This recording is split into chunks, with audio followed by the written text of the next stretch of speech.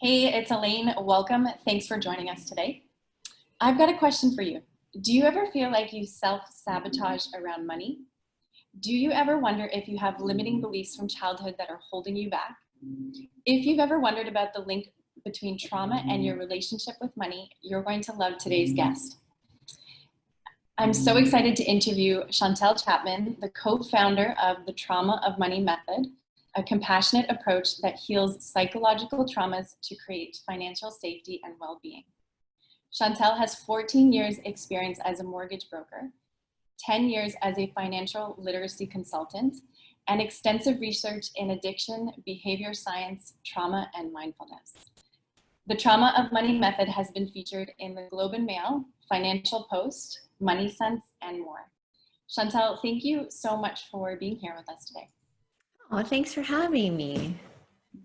So for the people that aren't familiar with the origin story, how did you and your business partner, Hiroko, I know that she wasn't able to join us on the chat today, but how did you ladies come up with the Trauma of Money Method, and why are you so passionate about this topic? Oh, thanks for asking that question. Yes, I just have to kind of say to everyone, Hiroko is not able to join today because I missed up East Coast, West Coast time zones, and she had a commitment already. But I'm going to do my best to represent us both. The origin story of the Trauma of Money is it really came out of my upbringing, my career, and all of that stuff unfolding. And, it's funny listening to my bio. It's like 14 years as a mortgage broker, 10 years as a financial literacy educator. Those did not happen at separate times, because if you look at me, that you might be like, the math does not quite work out. Is she a child prodigy? Did she start at 6 years old? No, I did both those things at the same time in parallel. And I did start as a mortgage broker at 21 years old. I had a very challenging relationship with money. I was lending hundreds of thousands of dollars worth of credit, yet had a maxed out credit card. I didn't even know much about taxes. And I just had a very unhealthy relationship with money. And when you start in the finance world at such a young age, people don't really take you very seriously. So the clients I was getting were people who were like declined everywhere else and coming to me. So I was interacting with people who had pretty major financial distress. And I'm pulling their credit and I'm looking at their financial situation, and I'm like, I am relating to them on this level. Like, oh, I get you. Like this stuff is hard. This stuff is challenging. And it created this fire in me where I wanted to teach financial literacy. And I had this belief that the reason why I'm not good with money and the reason why these people have money challenges is because we didn't learn financial literacy in high school. So I went out and I created a financial literacy business to teach teenagers. And I did that for a few years. And it was interesting because I had a really good ability to connect with teenagers, and they were engaged when I was talking, but at a fundamental level, they do not care about taxes. They don't care about budgeting. Like that's not where they're at, And so I realized like this content is actually more relevant to adults, young adults. So I pivoted my company and started teaching millennials about money.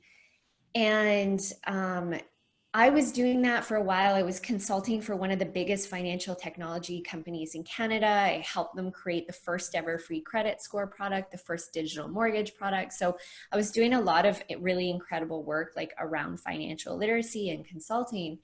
And all while this is happening, I'm going through some experiences in my own life where childhood trauma has really like come up, and I was dealing with it in my life. And this is what happens typically with trauma is sometimes it doesn't show up in our lives until we're like strong enough to deal with it.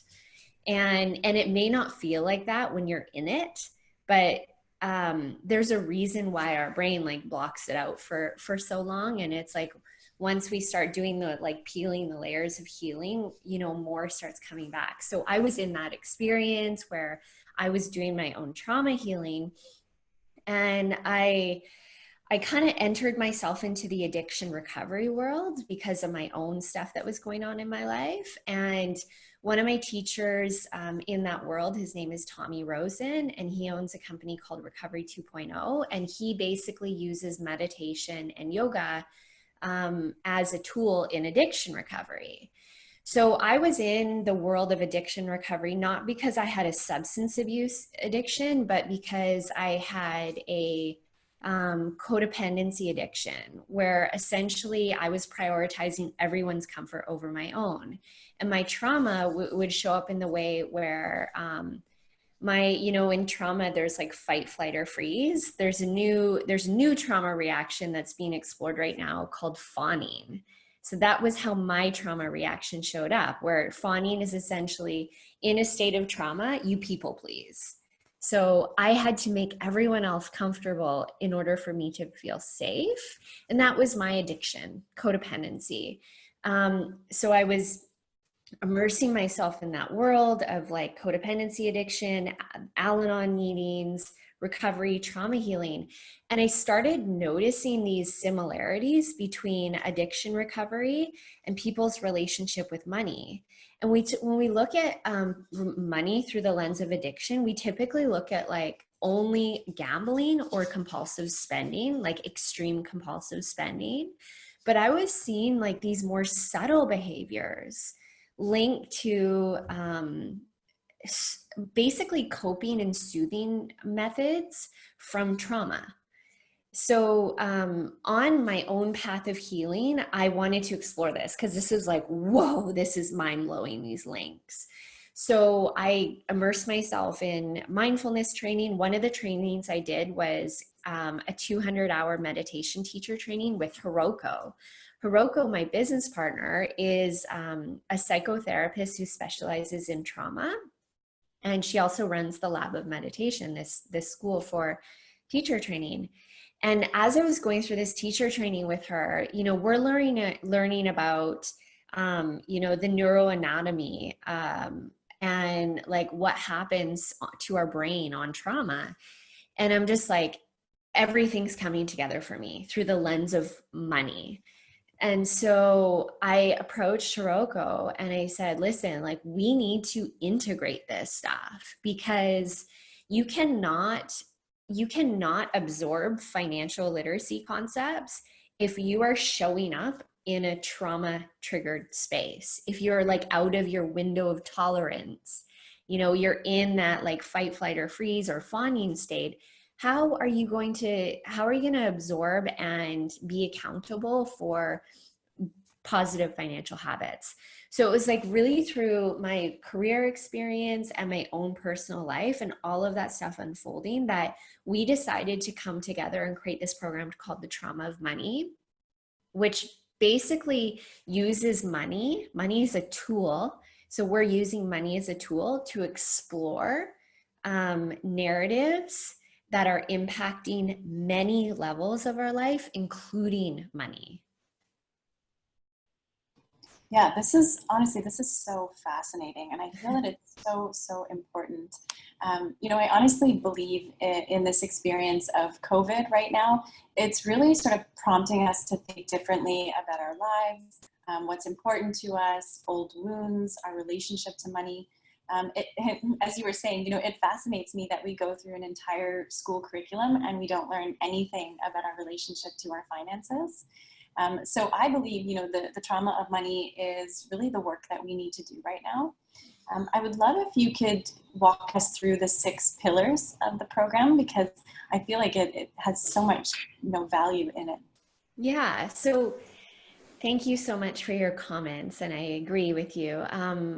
The 6 pillars, we created the Trauma of Money program or the Trauma of Money method based on this 6-pillar map of meaning, as Hiroko likes to call it, or this model. And basically, through my experience in my career and all of my research, and Hiroko's experience and all of Hiroko's research, we have kind of realized that there are 6 elements that impact our relationship with money.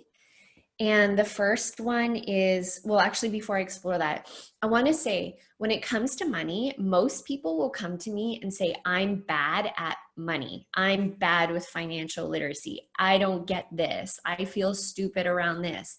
I messed up on this, you know? And it's like they want to categorize everything into this box of like lack financial literacy, right?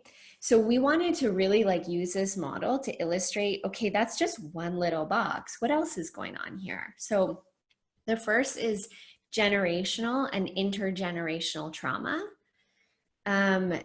And then the second is relational trauma. So trauma that you may experience in your lifetime.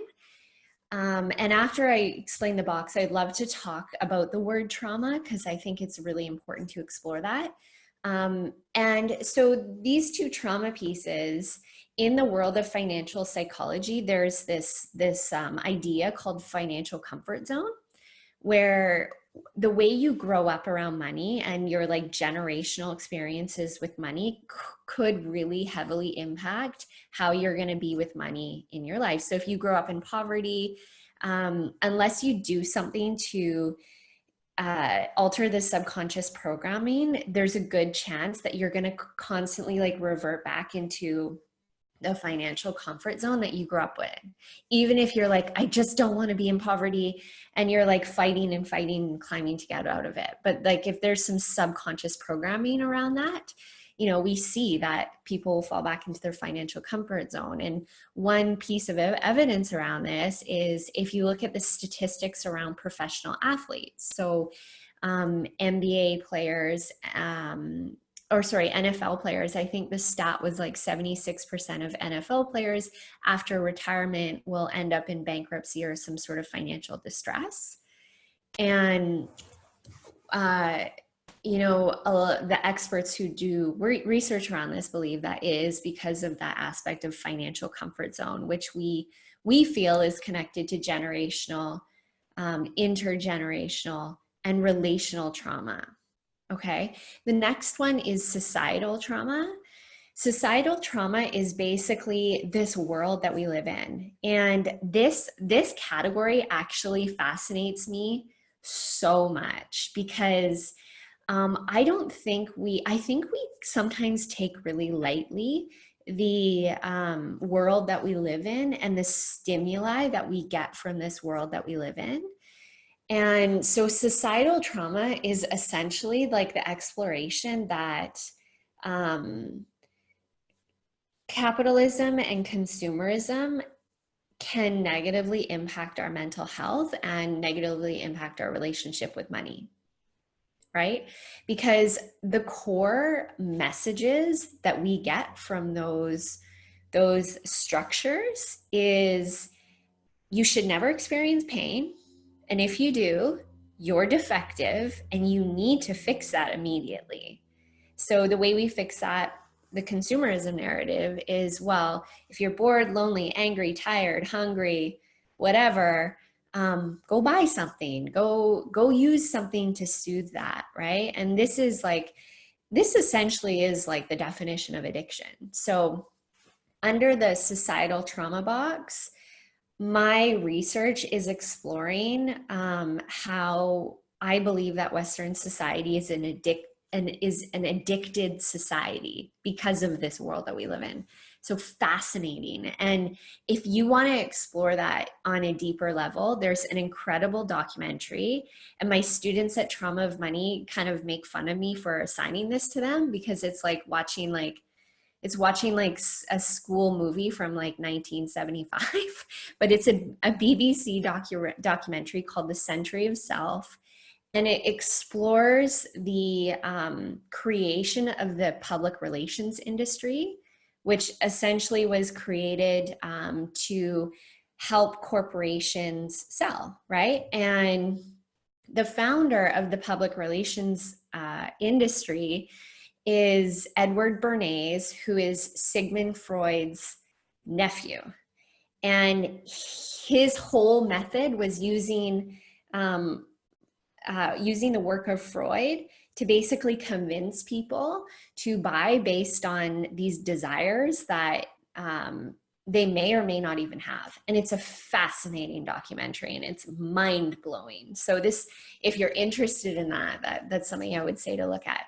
The next box is systemic trauma. So this is social context. This is understanding systemic injustices and recognizing that there are colonial systems in place that elevate some and keep others at a certain level. And it's just like really acknowledging these systems and the traumatic impact on people through these systems. And then the next box is what we call the laws of nature. And I'm still like not sure about the name of this box, to be honest, but it's kind of a catch-all for everything to do with like mindset. So we hear, especially like in the world of Instagram, there's so much content around like manifesting. And this box would essentially be like, let's look at manifesting through the lens of quantum physics or the exploration of like deep ecology, like knowing that everything, there's like an interconnectedness of everything. And we explore money through, looking at like the way you're showing up, is it resonating with what you want in life? And you can't explore like this realm of manifesting and this realm of like law of attraction or law of resonance without first acknowledging your trauma. Because I could be like, I really want to be rich and blah, blah, blah. And I'm practicing law of attraction for that all day long. But if I have these deep subconscious wounding because of trauma that I'm not worthy or I'm not safe, it's going to be really hard to resonate with the type of life that you want to create. So this is like a trauma-informed approach to manifesting. And then the last box is financial literacy. So once we really create a relationship with our nervous system, and once we do some healing to integrate the trauma, at that point, when we are in our window of tolerance, or we like to call it our window of resilience or our window of radiance, at that point, that's when we work on financial literacy concepts. And our approach to financial literacy concepts is to approach them through the lens of discernment, understanding that, a lot of the financial literacy that we hear out there is like, you should stick to this rule for budgeting. You should do this for creating wealth. Well, those are built on someone's ideal of like what wealth is to them or the type of life that they want to live. Like I truly do not believe that there is a one big budget fit all solution for everyone. I think first it's like cultivating the quality of discernment in your life, creating a vision for your life, and then using financial concepts that are congruent with that vision. So interesting study that Dr. Ted and Brad Klons did, who are financial psychologists, who really like coined the money disorders, is they had two different research groups. And one was basically the goal was we want to encourage savings and a decrease in debt for these two groups. One group was taught financial literacy concepts. The other group didn't go into financial literacy concepts, but just worked on their dreams, just worked on creating their vision for their life. They did exercises around that. Well, their research showed the group that works just on the financial literacy, they saw a lower level of savings and a lower decrease in debt in comparison to the group that worked on their dreams and their vision. So in our approach to financial literacy, we teach financial literacy really truly through the lens of behavioral science, teaching how we can make habits last, and teaching the different methods so someone can be discerning enough to choose what works for them that's aligned with what their vision is for their life. I love that so much. I think that's so brilliant, because I feel that when we have a lot of financial chaos going on, I really believe it takes up a lot of our bandwidth and we aren't able to really show up fully. So getting it together financially is really a way for us to show up more fully. I would love if we could talk about, so there's a few things that I wanted to touch on because there's so many boxes in there that I thought, ooh, I hope we get a chance to talk about that. But what would you say to someone who is ready to do the deep dive, but is really struggling right now to take the first step? Oh, that's such a good question.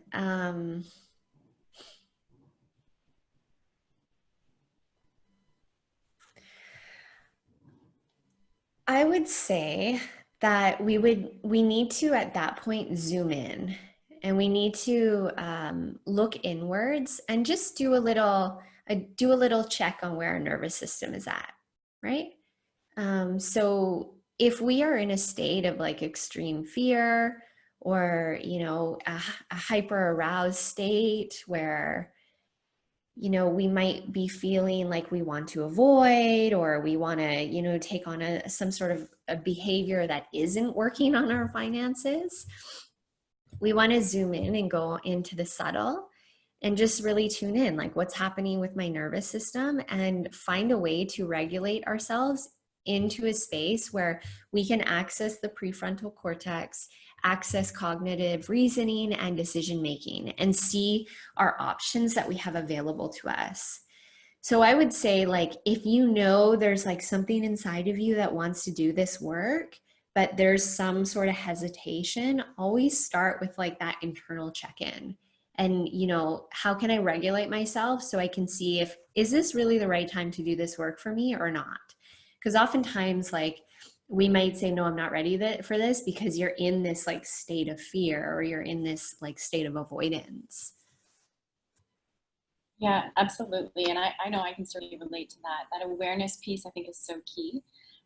So how, how are traumatic events stuck in the nervous system and then sort of reappear when we're triggered? Like, I'd love if we can talk a little bit about the concept of being triggered, and then how it relates to our financial decision making, because I feel like it can happen, unconsciously, like we don't even know what's happening. Yeah. I wish Hiroko was here to talk about this, because she's the psychotherapist. But I'll talk about it through my experiences and my own lens. And so, when trauma or wounding happens, we can develop some narratives and some behaviors that we used at one point in our lives to keep us safe or to make us feel loved. And if we are in a situation where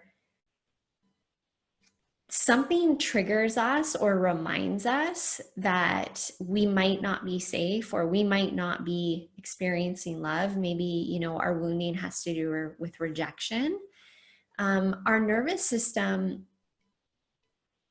will want to go right back into this protection mode, right? And when it comes to money specifically, so here's the thing where, there's a lot of new work around the exploration of like money and money disorders and money trauma.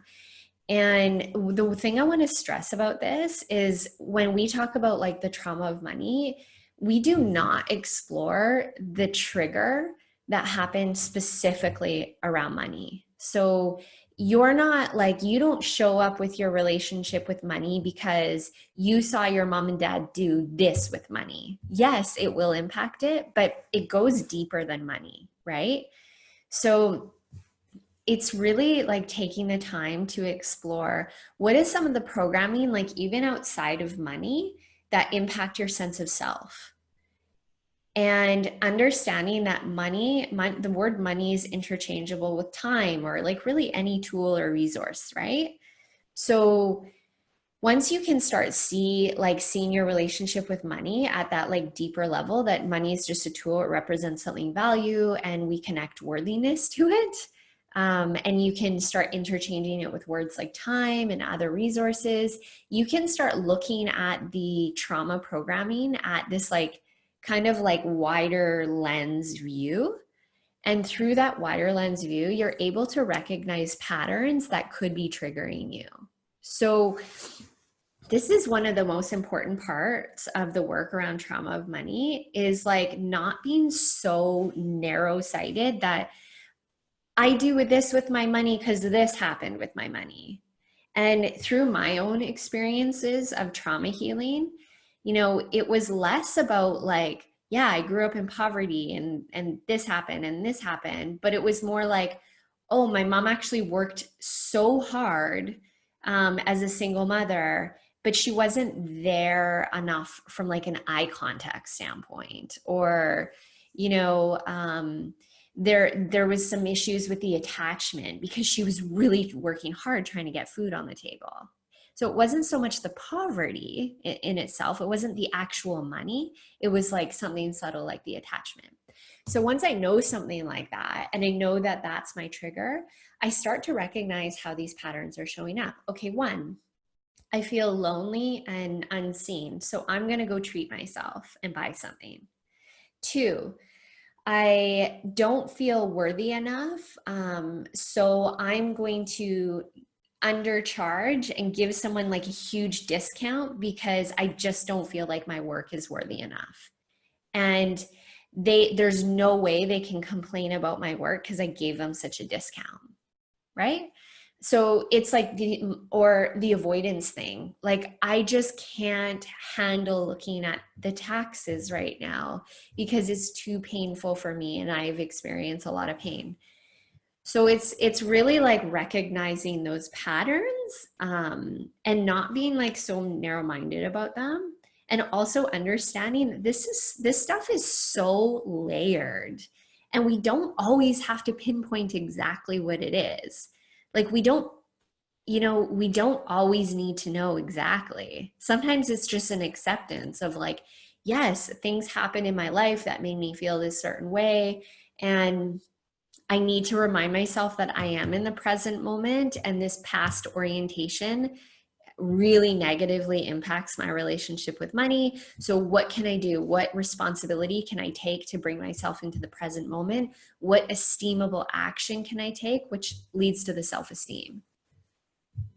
Yeah, I mean, I love that you said that, because I feel that so many of us, you know, will end up in situations where we think, okay, why did I accumulate debt, or why am I unable to save, or why am I undercharging? Why can't I get ahead? Um, is there any like, I can almost hear the listener thinking, okay, well, what can I do to try and shift these patterns? How can I start to change these unconscious limiting beliefs? What would you suggest to this? Well, you know, just by listening to this conversation, you've already started, because you now cannot unknow this information. And that's the gift of awareness, right? But we don't just stop at awareness. And also, like, what do we do with our awareness? Sometimes we can, you know, be on the path of trauma recovery work, and we can go down this like rabbit hole of trying to understand, like, why did this happen? What does this have to do with this? And we can get stuck there, right? So once we have the awareness, it's like you have to liberate yourself from that by the acceptance of it. Okay, like, yeah, that happened. I have to accept, and I have to know, like, that this is not, I am not my trauma. That doesn't define me. Just like with shame, like shame is a huge emotion when it comes to money. And shame, when it's like trauma fueled shame, it's like, I am a mistake versus I made a mistake, right? So I am a mistake versus I made a mistake. When we get stuck in like the knowing too much about our trauma, like so cognitive about trauma healing, we get like kind of out of the body and too much into the mind. And we're just kind of sitting there in the space of awareness. So like, let's go into what Hiroko has beautifully called the laboratory. So the cool thing about Hiroko, my business partner, she had her meditation school is called the Lab of Meditation. And she constantly talks about like going into the laboratory. When we go into a laboratory, like we're not judging our experiments. We're collecting data. We're waiting for more information to be revealed. We see the data, we accept, and there's like a lot more of a neutral interaction with what's happening. So that's where we want to get to with the level of awareness. When we can start creating that neutral interaction, we're starting to cultivate the ability to strengthen our nervous system. And sometimes we have to use tools in order to do that. So some tools are getting into our body, like with yoga, like with what you do at Blue Matter Project.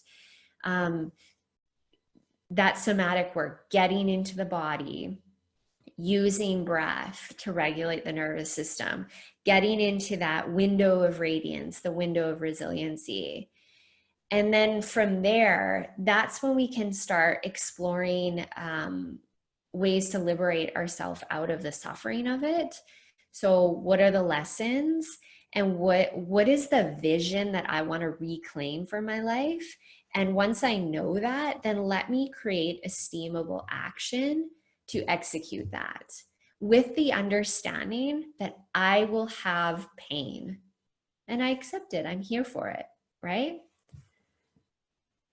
Thank you so much for sharing that. I love the somatic piece. I find in my journey, you know, the difference between a day where I'm run by my unconscious patterns and a day where I'm not is where I do my practice in the morning. I get into my body, you know, I calm my nervous system down, and then all of a sudden the day just sort of flows more fluidly and I'm not triggered as much. So that was so key. Thank you for sharing that.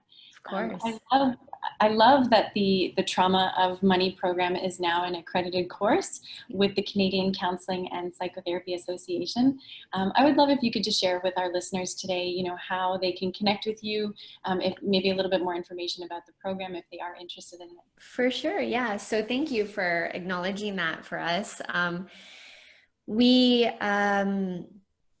have two offerings with the Trauma of Money program. We have an offering for people that would like to just do their own work and heal their relationship with money.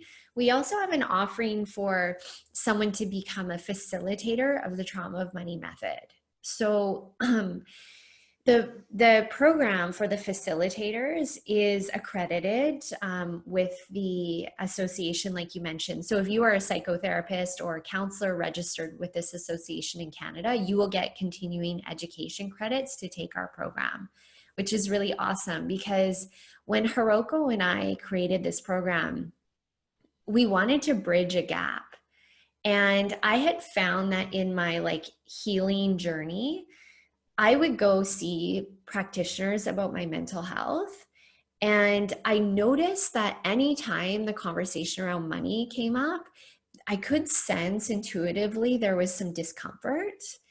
And it kind of became my impression that a lot of the mental health practitioners don't feel that comfortable about their own relationship with money. Maybe they feel they have a lack of financial literacy. So it's a subject that's kind of a little bit, we don't go too deep into it. And I've had this experience with clients that I've coached too, where it's like, I was like, what did your therapist say about this? And they said, my therapist doesn't want to talk too much about the money. And then I said, and then this person will see a debt counselor. And I'm like, what does your debt counselor say? And she's like, my debt counselor just tells me to stick to my budget. So like we really wanted to bridge these gaps. So we created this certification program, and we have catered it towards psychotherapists, counselors, life coaches, career coaches. We have breathwork facilitators that take our programming. Anyone that's like working with people in a workshop setting or one-on-one, that has someone that has blocks because of money, this program will be useful for you. And then on the financial side, we have people who are money counselors, we have mortgage brokers, we have financial advisors, we have bank employees taking our program, because they want to have more of this like trauma sensitive approach when they are interacting with people and their money. So that's really the certification program. It's a serious program if you take the certification program. So, you know, sometimes we have people saying like, oh, I didn't realize there was homework, or, you know, things like that, because this work is really, this is deep work, and we take a lot of pride in, you know, accrediting someone as a trauma of money facilitator. And we are really wanting to grow this as a recognizable, you know, accreditation of value. And so the program is 10 weeks. It's online. We're actually in week 8 of the cohort right now, and we're going to have another cohort in the fall. We have a 1-for-1 model, which we're very proud of, where we give away scholarships to people who you know, are coming from a community that has been marginalized. They want to take the program, or they're serving a community that is marginalized. We have a whole scholarship process. So we have a certain amount of scholarships that we give away. We offer discounting pricing for those in need. So we really have done a lot of work to make the program quite accessible. We also have an incredible faculty of teachers. This is one thing that I'm so proud of, is we've really curated some amazing facilitators to teach our program alongside of Hiroko and I. So yeah, so that's basically the program. It launches again. Probably in the next couple of weeks, we'll open up the doors for our fall cohort, and it's amazing. We're just really excited about it. The feedback's been incredible. So yeah. Thank you so much for sharing, Chantel. You know, I think that, like I said, that I really believe that this is the work that we need to be doing at this time, changing our relationship to our money, to our traumas. So I want to thank you so much for joining us on the chat today. Thank you for sharing all that you did, and thank you so much to you and Hiroko for creating this amazing program. Amazing. Yeah, thank you. Would you like me to leave you with a money tip? Absolutely, I would love that. Okay. So let me think. Okay, I'm going to give you 2 money tips. One is called the why of the buy. So anytime we buy anything, it's a really good mindful practice to pause. One thing we actually say in the addiction recovery world is HALT, and it's hungry, angry, lonely, tired. And so pause and maybe go through the HALT, my hungry, angry, lonely, tired, before you buy. What's the why of the buy? Creating that space is so incredibly powerful because it just adds some mindfulness into the spending. The second money tip I have is separate your spending money from your main account. So a lot of people, they basically have all money going into the checking account. And there's this theory in behavioral science or behavioral economics called mental accounting. And basically what it is it says that if we can't do the math easily in our head, we typically are going to make a decision that's based on like the hedonic path, meaning like a quick decision that's going to get rid of any pain in the moment. And the challenge with that is sometimes that decision might have negative consequences in the future. So what we want to do is we want to create a scenario for our spending where we can do mental accounting, we can do mental math. So when it comes to your spending, if you can just figure out like how much spending money you need in a month. So this might be you creating categories, like maybe it's clothes, Uber Eats, eating out, and that's your spending, your category, right? All your bills go in your checking account, and then you have a separate account for spending. And then when you're out and you're like, I wonder if this works in my budget right now, you have the ability to do the mental accounting. Like, oh, I've only got $300 left in that account and there's 2 weeks left. That's not good. You know what I mean? Versus like if it's all in there with all of your bills, it's harder to do the math. So. Mm-hmm. I love that so much. The hungry, angry, lonely, tired. That is brilliant. Yeah. HALT. Yeah. Leave it to the recovery world. They're full of like these slogans, which are so memorable and powerful. Thank you so much again, Chantel, for joining us. I'm so Yes. thrilled to have this conversation with you. Thank you so much for having me.